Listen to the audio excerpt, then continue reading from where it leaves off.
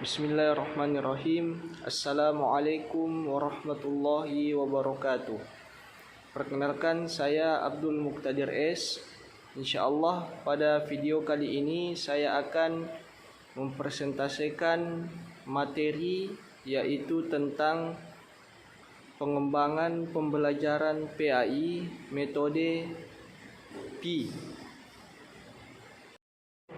Adapun tugas ini dibuat dalam rangka menyusun tugas mata kuliah pengembangan pembelajaran PAI berbasis IT. Adapun dosen pengampu pada mata kuliah ini yaitu Bapak Dr. Usman Nur MAG. Adapun rumusan masalah yang insyaallah akan dibahas pada video kali ini, yang pertama yaitu tentang apa itu model P. Kemudian yang kedua yaitu pengembangan pembelajaran PAI dengan menggunakan model P. Yang pertama yaitu pembelajaran model P. Model P ini merupakan akronim dari plan, yaitu perencanaan, di mana mencakup mengumpulkan informasi mengenai peserta didik, kemudian konten dan pengaturan setting, menyiapkan segala sesuatu yang bisa membantu pelaksanaan pembelajaran. Implementasi yaitu menggunakan berbagai bentuk media dan metode dengan fokus bagaimana membuat komputer digabungkan dalam pembelajaran. Dan adapun evaluasi itu mencakup kinerja peserta didik dan bagaimana data tersebut dapat digunakan untuk kinerja peserta didik secara berkelanjutan. Sebelum kita melanjutkan untuk membahas tentang pengembangan metode P ini dalam pembelajaran PAI, terlebih dahulu kita harus mengetahui tentang yang pertama adalah yaitu planning atau perencanaan, di mana perencanaan ini difokuskan pada apa yang sesungguhnya peserta didik dibutuhkan untuk belajar, termasuk waktunya kapan, kemudian mengapa dilakukan, dan bagaimana cara yang efektif untuk dilakukan untuk mendapatkan tujuannya, yaitu hasil belajar yang baik dan berkualitas. Hasil akhir dari perencanaan adalah produk berupa ikhtisar, rencana pelaksanaan pembelajaran RPP atau cetak biru, blueprint dari pengalaman belajar yang dapat mengarahkan tujuan pembelajaran. Perencanaan juga ini dilakukan tujuannya untuk membantu pengembangan pembelajaran dalam menggambarkan secara jelas tentang pengetahuan dan keterampilan yang dimiliki peserta didik sebelum dilaksanakannya pembelajaran, dan pengetahuan dan keterampilan yang seharusnya dimiliki oleh mereka, serta jenis media dan teknologi bahan serta strategi pembelajaran untuk meminimalisir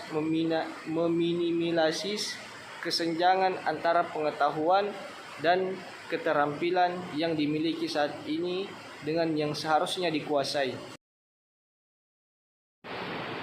Dan yang kedua yaitu implementasi atau dikenal dengan pelaksanaan.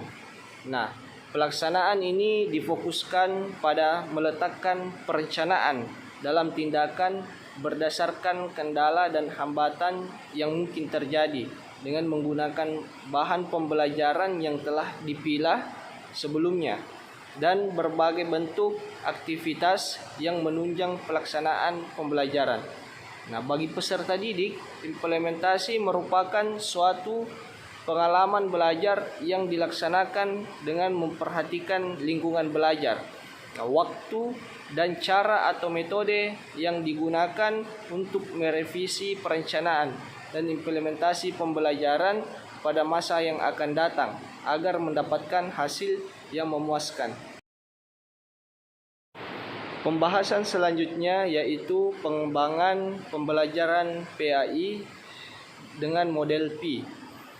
Dalam pengembangan pembelajaran PAI ada 3 tahapan proses pembelajaran menggunakan model P. Yang pertama yaitu perencanaan.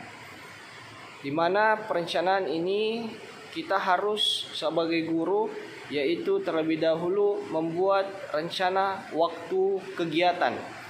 Nah, sebelum guru melakukan proses belajar mengajar, guru membuat rencana itu waktunya kapan kegiatan pembelajaran, mengenai berapa lama waktu yang diperlukan dalam proses pembelajaran. Guru harus memperkirakan dan merencanakan waktu yang tersedia untuk menggunakan suatu media, materi yang dapat disajikan sesuai dengan waktu yang tersedia.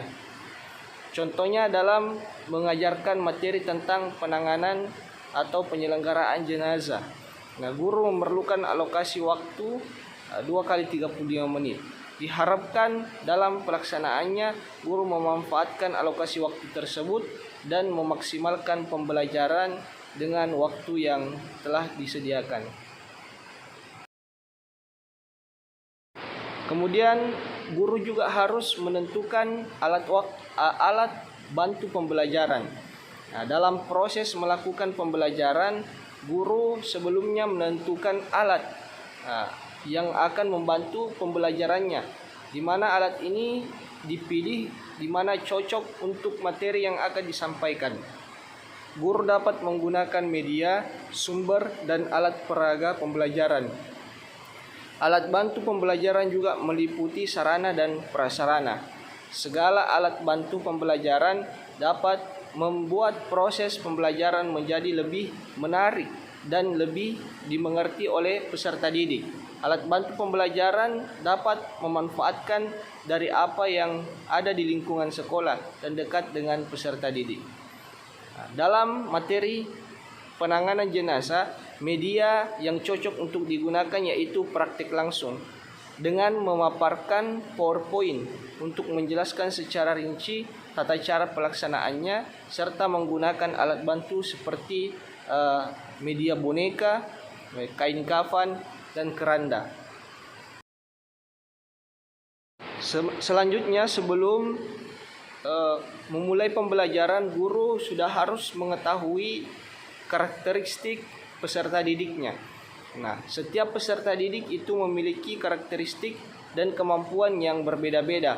Oleh karena itu, guru perlu melakukan asesmen awal untuk mengetahui kebutuhan peserta didik.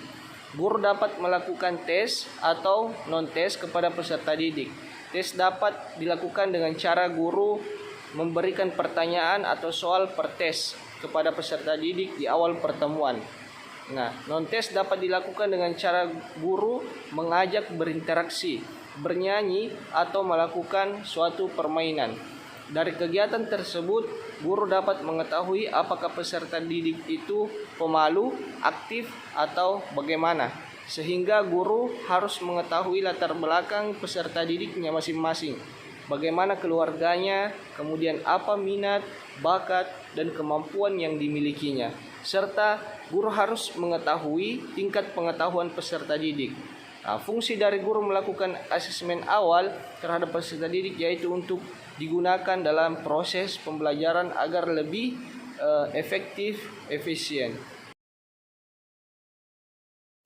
Kemudian langkah yang kedua yaitu tahap implementasi. Dalam pengembangan proses pembelajaran PAI sangat diperlukan yaitu implementasi. Pada tahap ini yaitu penerapan atas desain perencanaan yang telah dibuat oleh guru. Nah, dalam tahap ini, guru melakukan interaksi belajar mengajar dengan menggunakan berbagai metode, strategi, dan teknik pembelajaran, serta memanfaatkan media pembelajaran yang telah dibuat dalam proses pembelajaran. Nah, kegiatan pembelajaran berlangsung secara bertahap sehingga terbentuk alur konsisten, mulai dari kegiatan awal, kemudian kegiatan inti, hingga kegiatan akhir. Dalam melakukan proses pembelajaran mengajar, guru harus memperhatikan alokasi waktu yang telah dibuat, sehingga pembelajaran itu harus berlangsung secara efektif dan efisien, sesuai dengan tujuan pembelajaran yang telah ditetapkan di dalam standar kompetensi dan kompetensi dasar. Di dalam implementasi ini, guru harus dapat menguasai kelas dalam proses pembelajaran. Nah, dapat dilihat bagaimana guru menanggapi atau menangani setiap kesalahan kejadian yang dialami oleh peserta didik dalam proses pembelajaran. Di dalam proses implementasi ini, guru juga dapat melihat mana peserta didik yang aktif, tertarik pada materi pembelajaran. Kemudian mana juga peserta didik yang bersemangat dan tidak kritis terhadap materi yang disampaikan oleh guru. Pada materi pembelajaran penyelenggaraan jenazah ini, guru bisa membagi peserta didiknya itu per individu atau per kelompok. Nah, guru harus mengelompokkan atau mengontrol masing-masing kelompok sehingga guru dapat mengetahui dan menilai kemampuan peserta didiknya dalam bekerja sama.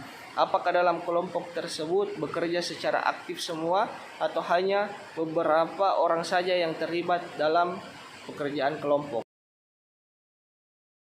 Sesuai dengan pernyataan sebelumnya bahwa materi penyelenggaraan jenazah ini dapat menggunakan media PowerPoint, kemudian alat bantu seperti boneka, kain kafan, dan keranda, di mana dalam proses pembelajarannya masing-masing peserta didik ini diberi tugas oleh guru untuk membuat catatan tata cara.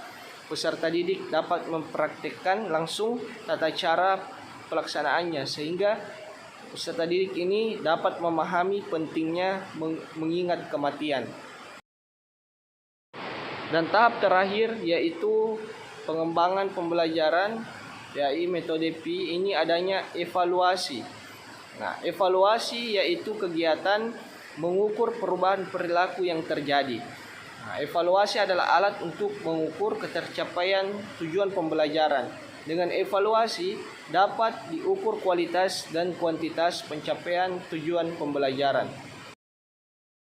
Dalam pengembangan proses pembelajaran PAI, metode P, ada 2 poin inti, yaitu berkaitan dengan tahap evaluasi ini. Yang pertama, evaluasi untuk peserta didik dan guru, di mana guru ini menilai perubahan tingkah laku pada peserta didik. Apakah tujuan pembelajaran yang telah ditentukan itu berjalan sesuai rencana atau tidak. Nah, jika tidak tercapai, diperlukan adanya evaluasi bagi peserta didik. Evaluasi harus mencakup aspek kognitif, efektif, dan psikomotorik. Nah, evaluasi belajar aspek kognitif pengetahuan dapat dilakukan dengan ujian tulis, kemudian lisan, dan daftar isian pertanyaan. Evaluasi belajar aspek afektif dapat dilakukan dengan daftar sikap isian dari peserta didik itu sendiri. Kemudian yang kedua yaitu evaluasi untuk program. Nah, jika program tidak berjalan dengan baik dan terdapat kendala, maka perlu adanya evaluasi yang dapat dilakukan oleh masing-masing guru dan juga rapat oleh seluruh guru bersama kepala sekolah untuk mendiskusikan kekurangan dan kendala selama program berlangsung sehingga diharapkan program selanjutnya yang diterapkan itu dapat berjalan dengan baik dan tidak mengulangi kekurangan yang telah terjadi. Demikianlah presentase tentang materi pengembangan pembelajaran PAI metode P. Mudah-mudahan apa yang saya sampaikan ini dapat menjadi tambahan ilmu bagi kita semua. Saya ucapkan banyak terima kasih. Sekian, akhirul kalam. Wassalamualaikum warahmatullahi wabarakatuh.